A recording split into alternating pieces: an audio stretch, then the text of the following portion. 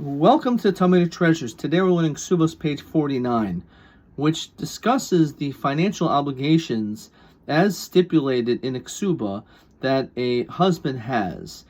It mentions that regarding his children, after he has died, that his sons will inherit and his daughters will be provided for with mazonos, with food and sustenance.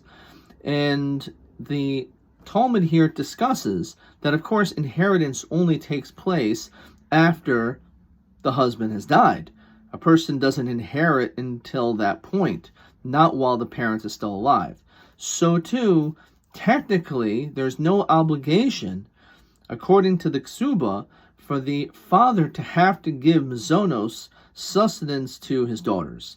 Now, even though the Talmud here says it certainly is a mitzvah, it's a good thing to do, because otherwise your daughters are going to be knocking on doors, and it's something which is a lowly and disgraceful thing. So certainly you should do so, but it's not an obligation. Now, there was a takana, there was an enactment, and numerous of them actually, which took place in Usha, called Takanas Usha, that actually said, no.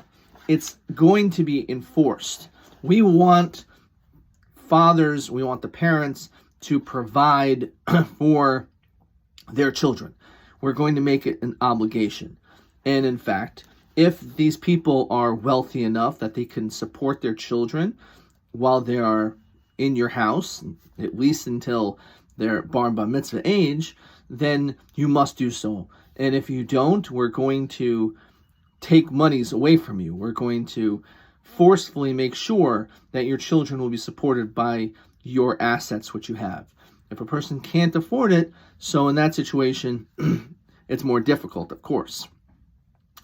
And the Talmud wonders, is this actually the law? So it says that there was this case where this person was not supporting his children as this enactment required.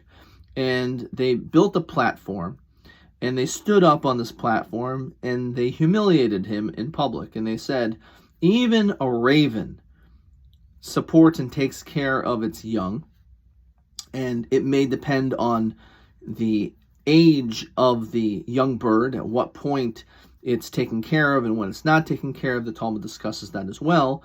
But even a raven, in which we know has a very bad reputation in the Torah, starting off in Parshas Noach, where the raven was supposed to go and find out if there was dry land, and it just continued circling around.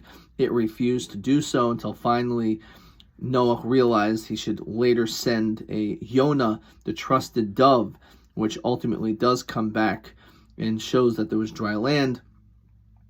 But this raven has been depicted as a bird which is selfish, that really doesn't think much for anything other than itself. Yet, and we know this also factually, that a raven does care for its young.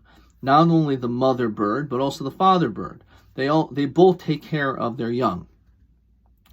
And you don't. So we're hoping that this embarrassment, obviously we don't want to embarrass someone, but this will give that person the incentive to recognize that they should actually be helping and taking care of their children. So in this, we obviously see that when it comes to the Torah, in which there's a mitzvah of procreation, puravu, it's not enough just to have children. But the Torah emphasizes, as stipulated in the Ketubot and by Usha, that it's necessary for us to take care of our children, that we have to provide for them in any way we possibly can to be able to help them and to provide sustenance for them.